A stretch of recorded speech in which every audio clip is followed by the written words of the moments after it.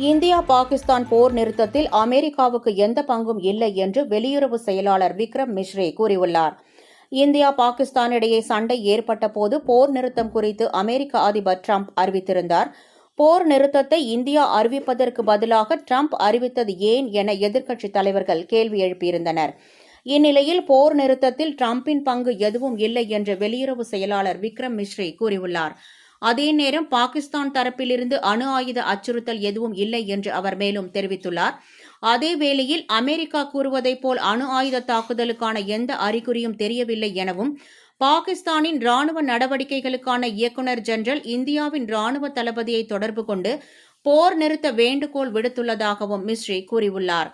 பகல்காம் தாக்குதலை தொடர்ந்து India operation Sindoor என்னும் ராணுவ நடவடிக்கையை மேற்கொண்டது. இதில் ஜெய்ஷ்-இ-முகமது என்னும் தீவிரவாத அமைப்பைச் சேர்ந்த 100க்கும் மேற்பட்டோர் கொல்லப்பட்டனர் என்பது குறிப்பிடத்தக்கது.